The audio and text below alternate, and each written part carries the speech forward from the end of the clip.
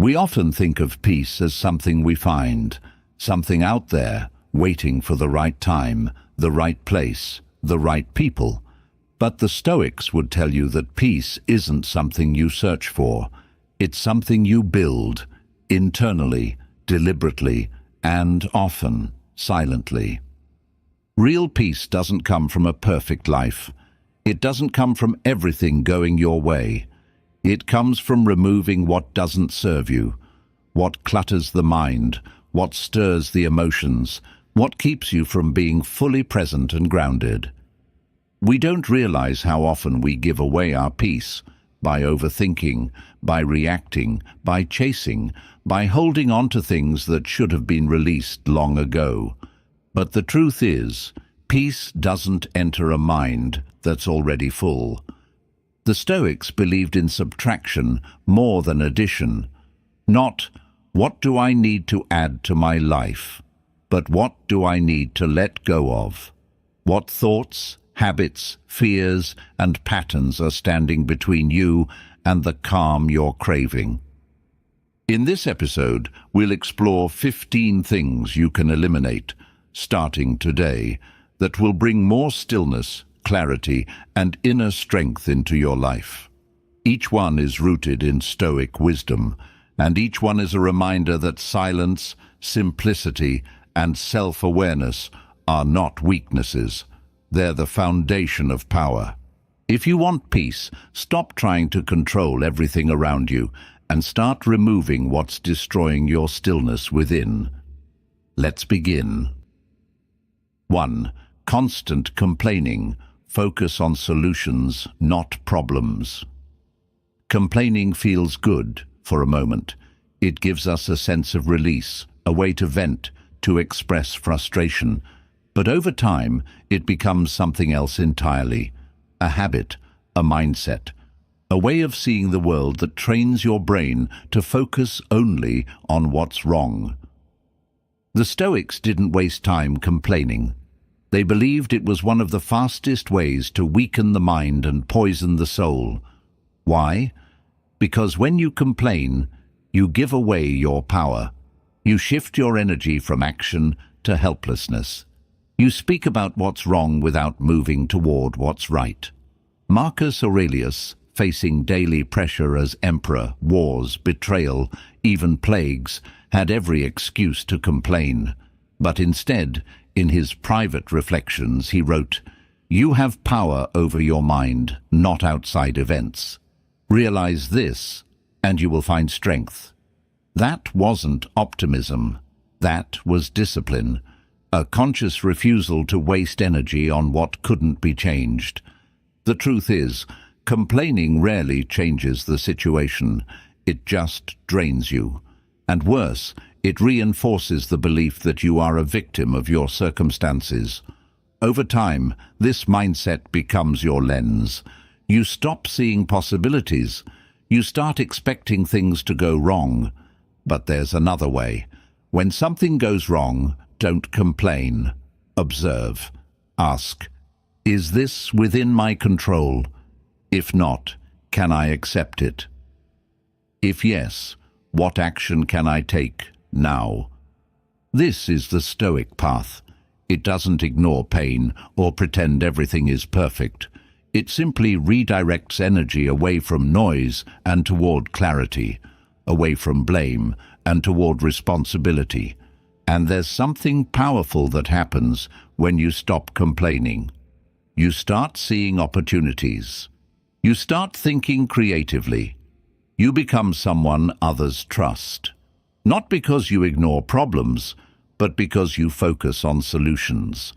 So catch yourself the next time you're about to complain about your job, your day, your relationships, even the weather, and instead, pause, breathe, ask, what can I do? And if there's nothing to do, then what can I learn to let go of? Because peace doesn't come from everything going your way. It comes from training yourself to rise above what doesn't. And complaining, it's just noise that keeps you from hearing the answer that's already waiting in the silence. 2. Comparing yourself to others, your only true competition is yourself. There's a quiet kind of suffering that creeps in when you're constantly measuring your life against someone else's. You scroll through social media, you hear someone's success story, you watch people achieve things faster, louder, brighter than you, and something inside you whispers, "Why not me?" The Stoics warned us about this, because when you compare yourself to others, you abandon your own path. You stop focusing on your unique growth, your values, your rhythm, and instead, you begin living in someone else's shadow. Epictetus said, "If you want to improve, be content to be thought foolish and stupid." Why? Because real growth doesn't look glamorous. It's not made to impress others. It's made to align you with your highest self. And often that process is invisible to the world. Comparison turns your focus outward. It convinces you that worth is something you need to prove, that you're only as valuable as your achievements, your income, your recognition. But the Stoic response is simple and powerful. Your only task is to be better than the person you were yesterday. That's it. That's the race. And ironically, the moment you stop looking sideways, you start moving forward. Let's be honest, comparing yourself to others is addictive. It's easy, but it's also misleading. You see someone's highlight reel and compare it to your behind the scenes. You see their peak and forget they have valleys. You see what they've accomplished, but not what they've lost. And what that creates is a distorted mirror, one that always makes you feel behind, small, or not enough.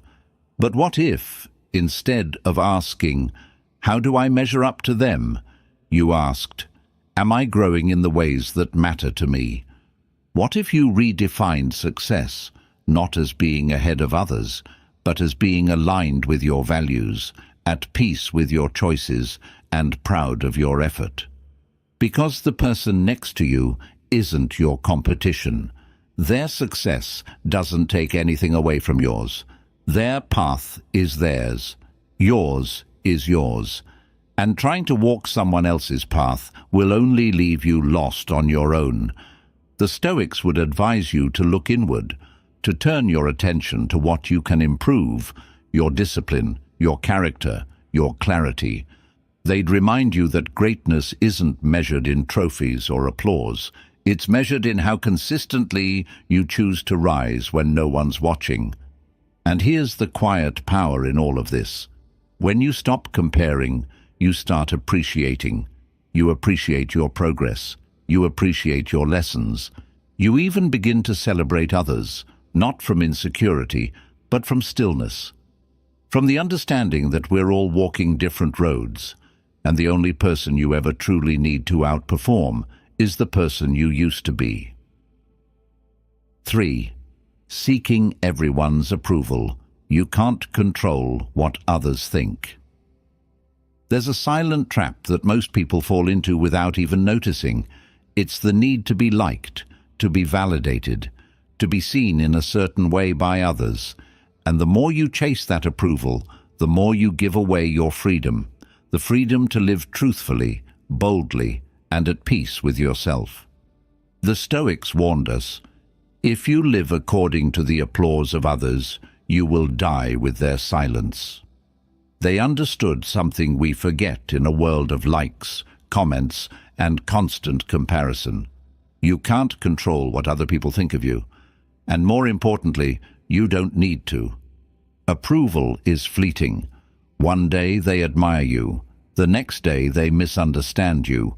One group praises your honesty, while another criticizes your boldness. You bend yourself to fit in, to be accepted, and in doing so, you start to lose who you really are. But the Stoics offer a different way. Live by your values, not by other people's expectations. Let your actions be guided by what you know is right, not by how others might react, because the truth is, trying to please everyone is a battle you will never win. The more you try to be everything to everyone, the more you become a stranger to yourself. Ask yourself honestly, how many decisions have I made just to avoid judgment? How many times have I stayed silent just to keep the peace? How often have I worn a mask to be accepted, only to feel more disconnected afterward? The Stoics would remind you that real peace begins the moment you stop performing for others and start living in alignment with your inner compass. Marcus Aurelius wrote, "It never ceases to amaze me. We all love ourselves more than other people, but care more about their opinion than our own." That line cuts deep, because it reveals how often we betray our own voice just to hear someone else's approval. But what if you didn't need that approval? What if you could release the burden of trying to be understood, liked, or accepted by everyone? What kind of energy would that free up? What kind of peace would that unlock? Living with integrity means choosing what's right, even when it's unpopular. It means speaking with honesty, even when it shakes the room. It means allowing people to misunderstand you, because your goal is not to be understood by everyone, but to be true to yourself. And yes, it's uncomfortable. Some people will walk away, some won't get it, but the ones who stay, the ones who see you clearly, those are the relationships built on truth, not performance. When you stop seeking approval, you begin to act from strength, not insecurity. You become harder to manipulate, harder to offend, harder to break. Because you're no longer driven by the opinions of the crowd. You're driven by purpose, by clarity, by peace. So if you want to reclaim your life, start here. Stop explaining yourself to people who are committed to misunderstanding you. Stop waiting for permission. Stop needing to be liked. Live in such a way that your peace is not up for negotiation, because the moment you stop seeking approval, you begin to feel something far more powerful than being liked. You begin to feel free. 4. Fear of failure. Every mistake is a lesson to grow. Failure, even the word itself, carries weight. Disappointment, embarrassment, doubt. But what if the Stoics were right when they said that failure is not the enemy, it's the forge? Every time you avoid trying because you're afraid to fail, you deny yourself the very experience that would make you stronger. Failure isn't the opposite of success. It's part of it. It's the hard teacher, the mirror, the honest feedback that most people run from, but the Stoic embraces. We live in a culture that celebrates results but hides the process. You see the achievement, not the setbacks. You hear the applause, not the silence that came before it. This illusion makes failure feel like shame, like weakness. But the Stoics saw it differently. Seneca wrote, "Difficulties strengthen the mind, as labor does the body." And failure, when faced directly, is one of life's most valuable difficulties. Why? Because it reveals who you are. It strips away illusion. It exposes what you don't yet know.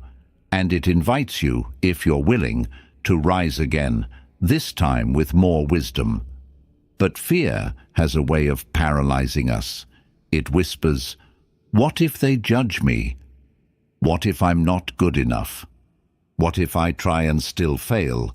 And the Stoic answer, "So what? So what if you fail? You learn, you adjust, you try again, with more precision, more clarity, more resilience. Fear only has power when you treat it like a wall, but in truth, it's a doorway. Walk through it once, and you realize it was never as solid as it seemed. And here's the deeper cost of fearing failure. You end up failing anyway, just in silence. You fail to grow, you fail to take chances, you fail to live fully, because the greatest failure isn't falling short, it's staying still. The Stoics taught that courage isn't the absence of fear, it's action in spite of it. When you stop trying to avoid failure and instead use it as a guide, you unlock a mindset that can't be broken. Because you no longer tie your worth to the outcome, you tie it to the effort, to the discipline, to the willingness to try again and again. So shift your question from, "What if I fail?" to, "What will I miss if I don't try?" Because regret weighs more than failure ever will. And remember, every person you admire has failed, not once, but many times. The difference is, they didn't let it define them. They used it. They built from it. So today, give yourself permission to fall, if it means moving forward. Make peace with imperfection. See mistakes not as proof of inadequacy, but as proof that you're engaged in something that matters. Because if you're not failing sometimes, you're not aiming high enough. And if you're growing from those failures, then you're not failing at all. 5. Holding grudges. Forgiveness frees your mind and energy. Grudges are heavy.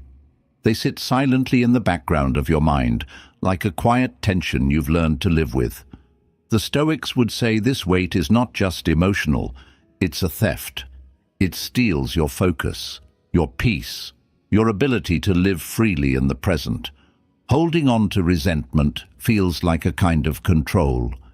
You believe that by remembering the harm, by keeping the anger close, you're protecting yourself. But in truth, you're only anchoring yourself to a pain that has already passed. The person who hurt you may be long gone, or they may never fully understand what they did. But your thoughts, your energy, your inner freedom remain tied to that moment. And the question the Stoics would ask is, why? Epictetus said, "It is not he who reviles or strikes you who insults you, but your opinion that these things are insulting." In other words, it's not the act itself that continues to harm you, it's your attachment to it. It's the meaning you keep replaying, the wound you keep reopening. Letting go isn't weakness, it's wisdom. It's the recognition that you cannot build a peaceful life while clinging to the architecture of your anger. But let's be clear, forgiveness doesn't mean approval. It doesn't mean pretending it didn't happen or excusing harmful behavior. What it means is this: you are choosing to stop letting that moment own you. You're choosing to stop fueling it with your energy. You're choosing freedom over fixation. Think of it this way: every time you replay that betrayal, every time you rehearse that old argument, you are giving your peace away for free. And what do you get in return? Bitterness, tension, a sense of righteousness that slowly poisons your spirit. The Stoics teach detachment not out of coldness, but out of clarity. They remind us that you cannot control others.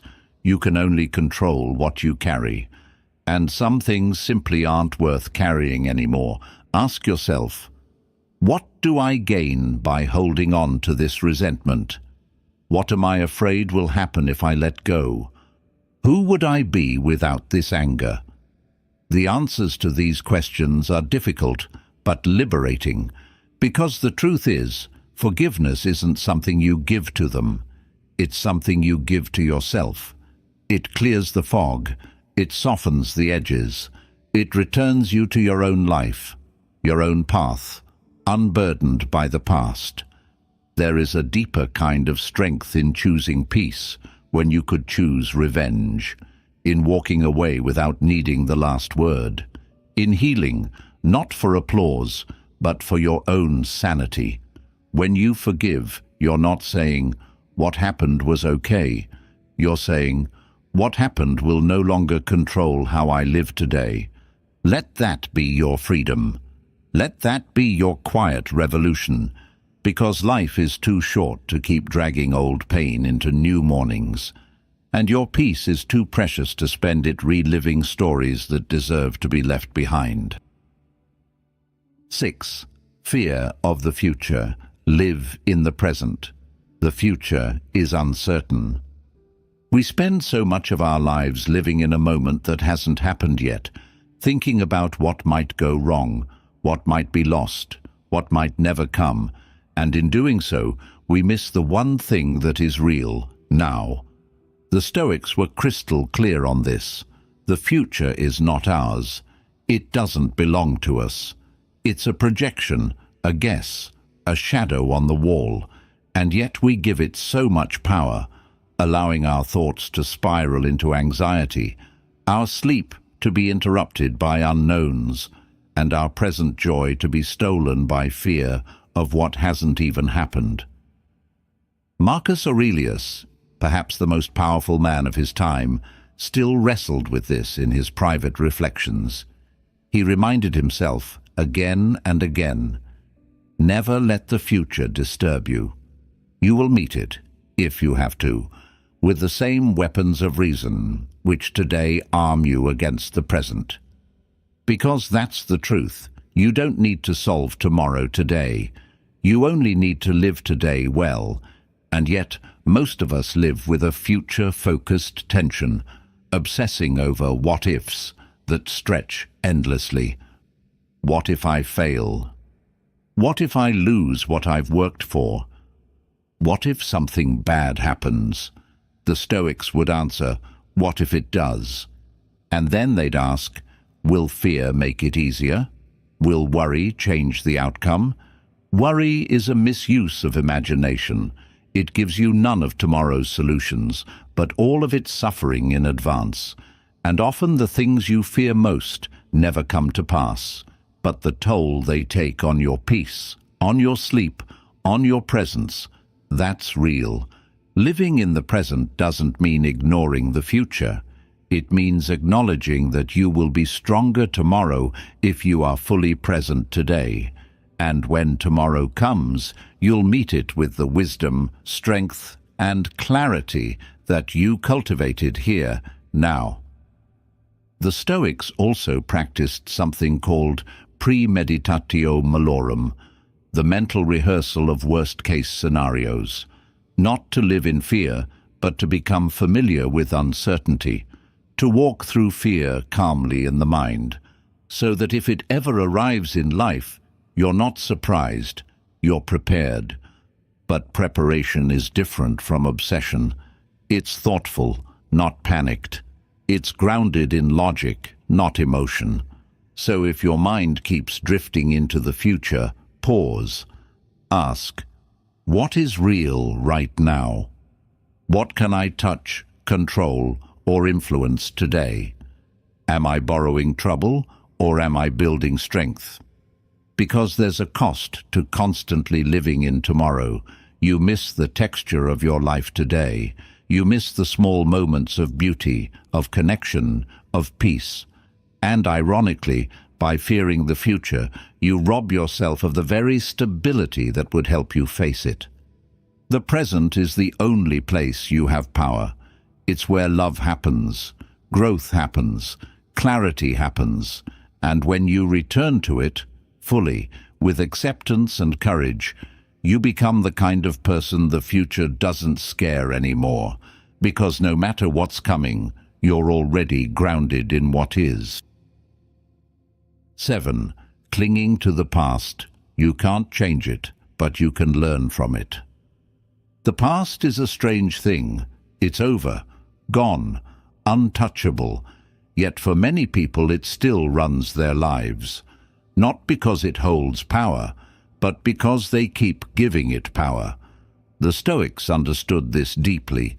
They taught that while the past shapes us, it should never define us. Because if you spend your life clinging to what already happened, what you lost, what you regret, what hurt you, you slowly disconnect from what's still possible. Epictetus said, "Don't let the force of impression carry you away. Say to it, wait a moment, let me see what you are and what you represent. Let me test you." That's the essence of Stoic thinking. Observe the story, but don't become the story. The past is not your identity. It's information. It's a lesson. It's something to learn from, not something to live in. Yet many people live as if their past is carved into their skin. They replay old conversations. They carry guilt like a second shadow. They let wounds fester into bitterness, and in doing so, they limit who they are now to who they were then. But here's the truth the Stoics would offer you gently yet firmly. You can't change the past. You can only change your relationship to it. And that begins by asking, what am I still holding on to that no longer serves me? Is this memory guiding me or haunting me? If I let go of this story, who could I become? The goal isn't to forget, it's to transform. Because the past is not a prison, it's a teacher, and you don't learn by obsessing over the pain. You learn by extracting the wisdom, by saying, yes, that happened. But it doesn't have to control how I show up today. Forgiveness plays a role here too. Forgiving others, yes, but especially forgiving yourself, because the past is full of choices made with limited awareness. But you're not that person anymore. You've changed. You're changing. And every time you revisit the past with guilt, you're punishing a version of you that no longer exists. The Stoics would challenge you to focus your energy where it matters, on the present moment, because that's where your choices live. That's where healing happens. That's where you stop bleeding from wounds that were never given a chance to close. And when you finally release the grip on the past, something remarkable happens. Your hands are free to build the future. Your mind is clearer. Your heart is lighter. And you realize that peace isn't found in rewriting the story. It's found in no longer needing to. So let go, not with bitterness, not with denial, but with wisdom. Let the past be the soil you grew from, not the weight that holds you down. Because the more space you create within yourself, the more room you make for life to meet you, here, now, in the only place that ever truly exists. 8. Talking too much. Silence is wisdom and self-control. In a world where everyone is speaking, few are truly listening. Noise surrounds us. Opinions, arguments, updates, commentary. We are trained to fill silence with words, to respond quickly, to share constantly, as if being heard is more important than being understood. But the Stoics offer a different kind of wisdom, one that lives in quiet restraint, in the discipline of saying less, and in the rare strength of silence. Epictetus, who spent his life teaching others to master themselves, once said, "We have 2 ears and 1 mouth, so that we can listen twice as much as we speak." It sounds simple, obvious even. Yet, how often do we reverse that equation? How often do we speak without thinking, interrupt instead of listening, react instead of observing? The Stoics saw speech not just as communication, but as a reflection of inner order. A person who speaks constantly is often trying to drown out their own discomfort.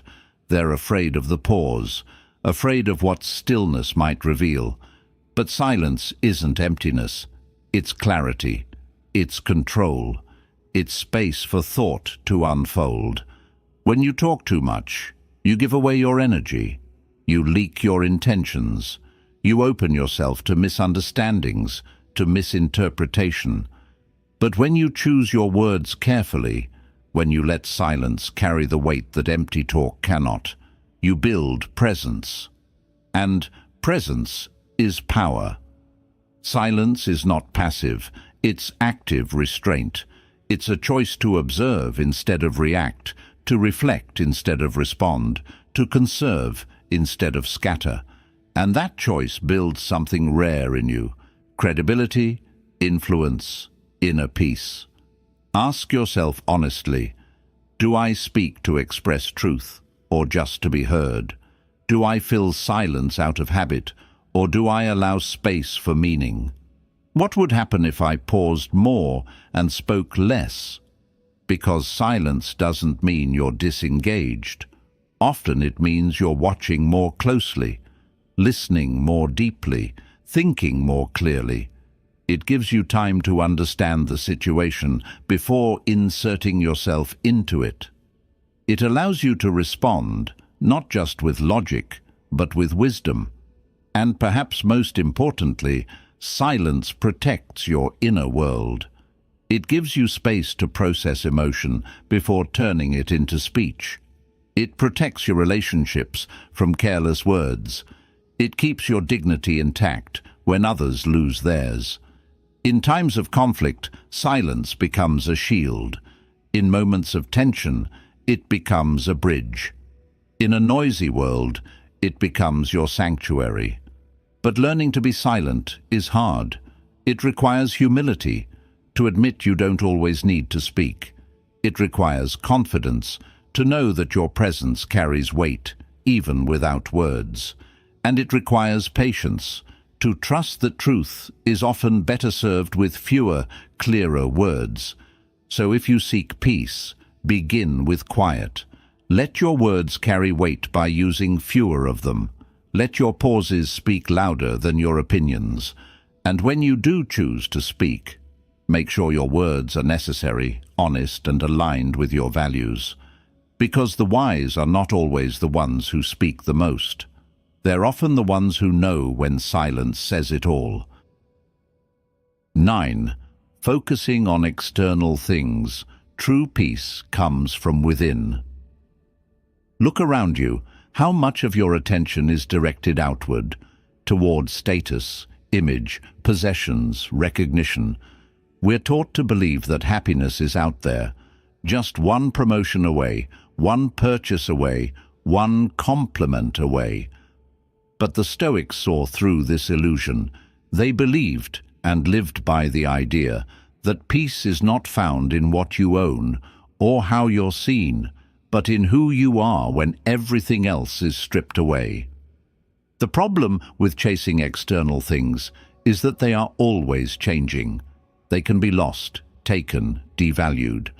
The moment your peace depends on something outside of you, it becomes fragile.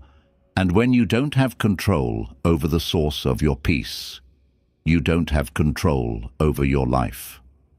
Marcus Aurelius, Emperor of Rome, surrounded by luxury and power, wrote privately in his journal, "Very little is needed to make a happy life. It is all within yourself, in your way of thinking." That line carries more truth than entire shelves of modern self-help, because real peace doesn't come from finally achieving something. It comes from finally letting go of the belief that you need anything more to be at peace. This doesn't mean you reject success or money or ambition. The Stoics didn't advocate poverty. They advocated detachment. Use what life gives you, but don't let your identity be tied to it. Enjoy what you have, but don't need it to feel whole. That's the difference between freedom and dependency. Think of your mind like a garden. If you spend all your time planting flowers in other people's yards, seeking approval, chasing trends, comparing lifestyles, your own garden is neglected. But if you turn inward, tend to your own soil, care for your values, nurture your inner clarity, something powerful grows. The Stoics would ask, are you chasing admiration or alignment? Do you feel peaceful when alone or only when praised? If everything external were taken away, who would you still be? These are difficult questions, but they lead you to something rare in this world, self-possession. A calm that doesn't rise and fall with fortune, a clarity that doesn't depend on being understood, a sense of meaning that isn't for sale. When you stop chasing things you can't control, You regain control over what really matters: your character, your integrity, your presence. You no longer wait for life to get better before you can feel whole. You stop needing the world to validate what you already know in your soul. And slowly, you begin to realize that all the peace you were searching for out there was quietly waiting in here. So look within, not because the world is bad, but because your power has always lived inside you. The more attention you give to that truth, the more unshakable your peace becomes, no matter what the world gives or takes away. 10. Being emotionally reactive. Master your emotions before they master you. There are moments when life presses against you hard: a harsh word, a sudden change, a disappointment you didn't expect, and before you can even think, emotion takes over. Your voice rises, your chest tightens, your reaction explodes before your wisdom has time to catch up. This is where most people live, at the mercy of their emotions. But the Stoics believed that if you want peace, power, and clarity, you must learn to master your emotions, or they will master you. That doesn't mean suppressing how you feel. It doesn't mean pretending to be a robot or faking calm. What the Stoics practiced was emotional discipline, a quiet strength that allows you to feel everything fully, but still respond with intention. Seneca said it well: "No man is more unhappy than he who never faces adversity, for he is not permitted to prove himself." In other words, emotions, especially strong ones, are not obstacles. They're opportunities. Opportunities to pause, to reflect, to choose. When you're emotionally reactive, you give up choice. You let anger speak for you. You let fear hold the pen. You let pain decide your tone. And in that moment, you're no longer acting. You're simply being pulled, tossed around by inner storms. But when you build the muscle of awareness, when you create space between the feeling and the action, you become something rare. You become grounded in the very moment where others lose themselves. It starts with a breath, one pause, one moment where you say, "What am I really feeling right now? Is this reaction helping or hurting me? Will I regret what I say or do in this state?" And slowly, through repetition, you create a pattern of clarity in moments that used to be chaos. You're no longer trapped by emotional highs or crushed by emotional lows. You begin to understand that emotions are messengers, not masters. They are signals, not sentences, and you don't have to obey every signal. Think of it this way: anger might arrive to tell you something feels unjust, but it doesn't mean you have to explode. Anxiety might show up to point toward uncertainty, but it doesn't mean you need to panic. These emotions are guides, but you are the one who decides what to do with the information. Emotional reactivity keeps you stuck. Emotional mastery sets you free. It allows you to build better relationships, to make wiser decisions, to stay calm when others lose control, and most importantly, to act in alignment with who you want to be, not just how you feel in the moment. So the next time emotion surges, pause, feel it, acknowledge it, but don't let it drive, because your reaction is not just about now. It becomes part of your pattern. And the more you respond with strength, the more that strength becomes who you are. The Stoics didn't aim to be cold, they aimed to be clear, and clarity always begins with a pause. 11. Seeking revenge. The best response is indifference. When someone wrongs you, the first impulse is often fire. We want justice. We want them to feel what we felt. We imagine the words we'll say, the actions we'll take, the moment we get even. It feels powerful for a moment. But in truth, It's not strength, it's captivity. The Stoics believed that revenge is a chain. It links you to the person who hurt you. It ties your peace to their behavior. And as long as you remain in that cycle, waiting, plotting, fantasizing, you are no longer free. Marcus Aurelius wrote, "The best revenge is not to be like your enemy. It's not about being passive or weak. It's about rising above, choosing peace over poison, choosing stillness over spite. Because when you seek revenge, you become what you despise. You let their actions dictate your own.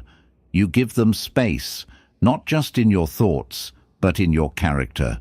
But indifference, that's different. Indifference is not the absence of emotion. It's the reclamation of power. It's looking at the person who tried to shake you and realizing they no longer get to move you. To the Stoic mind, justice is not personal, it's principled. If someone crosses a boundary, you respond with boundaries, not vengeance. If someone lies, you tell the truth. If someone disrespects you, you remain composed, because your behavior is yours. And the moment you let others pull you into their chaos, you've surrendered your discipline, your values, your peace. Ask yourself, will hurting them make me whole? Is this anger leading me forward or anchoring me to the past? If they no longer matter, why am I still giving them energy? The truth is, revenge keeps you emotionally tethered, but indifference sets you free. It says, you don't deserve my time, my pain doesn't define me, I'm moving on. That's not avoidance, that's power. That's the kind of calm that rattles those who expect you to fall apart. And perhaps the greatest irony, the people who seek revenge are often the ones still hurting, still needing something from the one who hurt them. But the Stoics would tell you, you don't need closure from others. You need clarity within yourself. You reclaim your story not by making them suffer, but by choosing to stop suffering yourself. So, if you've been holding on to revenge, let it go, not for them, but for you. Let their actions stay theirs. Let your peace speak louder than any retaliation ever could. Because in a world that teaches us to retaliate, choosing indifference is an act of radical strength. 12. Worrying about what you can't control. Focus on what's within your power.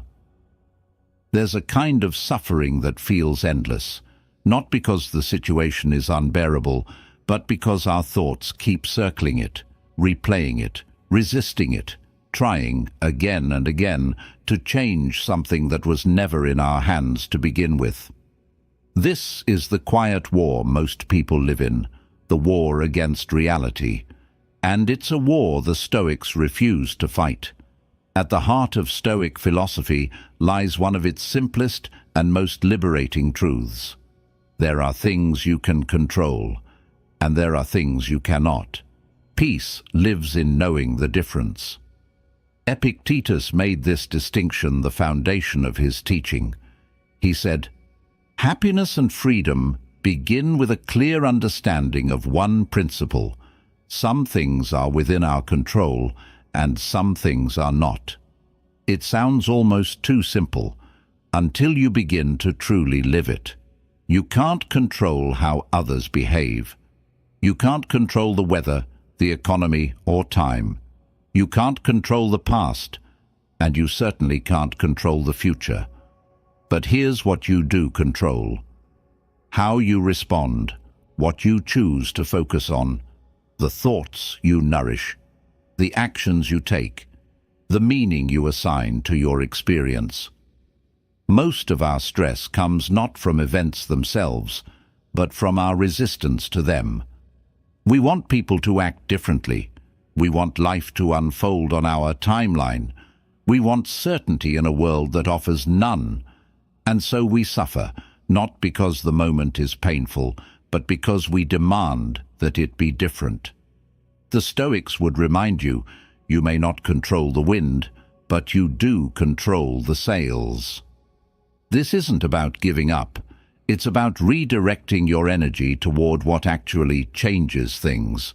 When you stop trying to move the immovable, you free up space to move yourself.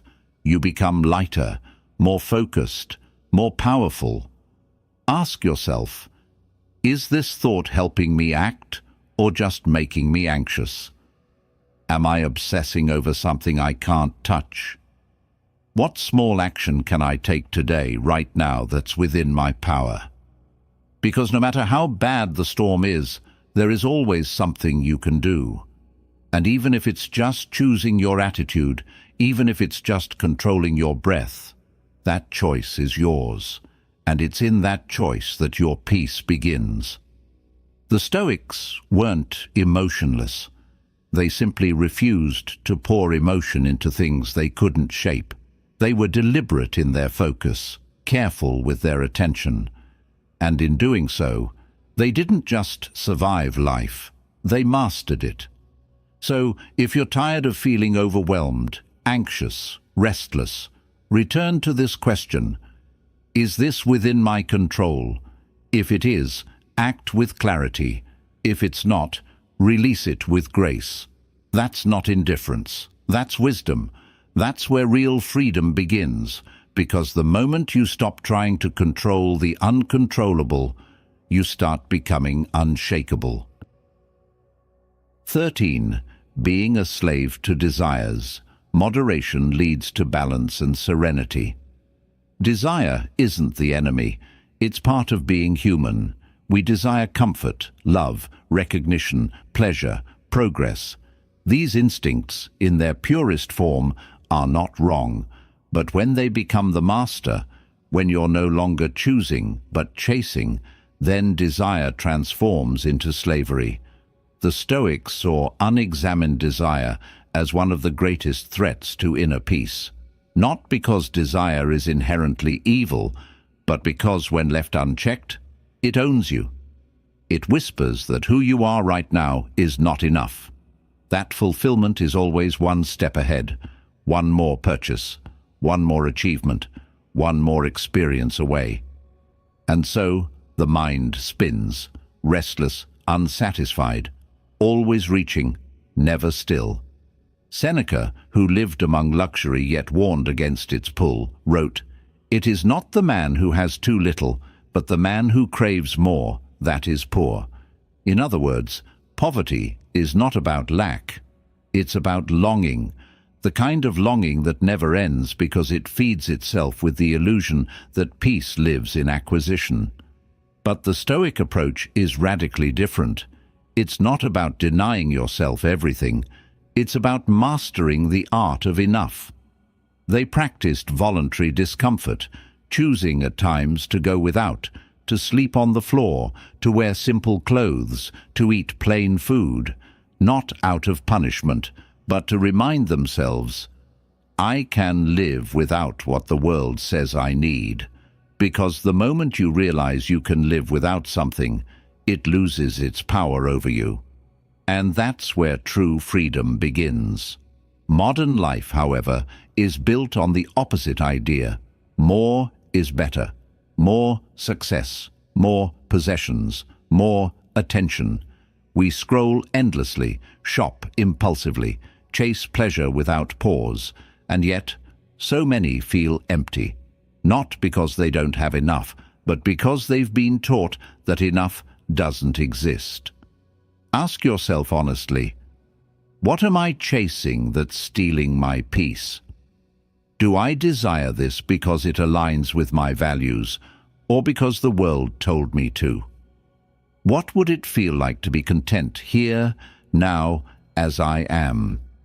Desire is powerful, but if left unexamined, it becomes a fire that consumes everything it touches, your focus, your finances, your relationships, your self-worth.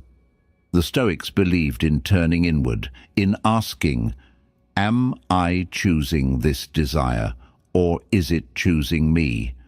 Because when you live with intention, when you pursue only what serves your soul, you stop being a slave. You become the master, And mastery doesn't mean having everything. It means needing less. It means walking through life lighter, freer, more in control of yourself than of things. So begin there, with one desire, one craving, one impulse. Question it, sit with it, see if it truly leads to peace, or if it only offers distraction. Because you will never find serenity in what's endless, you will only find it in what's enough. And when you choose moderation, not as limitation, but as liberation, you begin to experience a kind of stillness the world can't offer, a stillness that says, I have what I need. I am who I choose to be, and that is enough. 14. Fearing solitude. Loneliness is an opportunity for self-discovery. There's a fear that lives beneath the surface of modern life, the fear of being alone, not just physically, but emotionally. The fear of sitting in silence without distraction. The fear of hearing your own thoughts with no one else around to drown them out. We fill every moment. Music, messages, notifications, noise, constant connection, constant escape. But the Stoics would tell you, if you can't sit with yourself in stillness, if you can't enjoy your own company in solitude, then peace will always be out of reach. Seneca, in his letters, often wrote about the importance of solitude, not as isolation, but as cultivation. He believed that solitude wasn't something to run from, but a space where the soul could be examined, strengthened, and clarified. In his words, a man who is afraid to be alone should be afraid of himself. That's a powerful reflection. Because often what we call boredom or loneliness is really discomfort with ourselves. When the distractions are gone, what remains? What thoughts do we avoid? What emotions do we silence? What truths are we not ready to face? Solitude doesn't cause that discomfort. It simply reveals it. And what the Stoics knew, and what few are willing to practice, is that within that discomfort lies the beginning of true self-mastery. When you learn to be alone, you stop needing constant validation. You stop chasing approval, applause, attention. You stop filling your calendar just to avoid the quiet. And slowly, you begin to discover something powerful. You already have everything you need within you.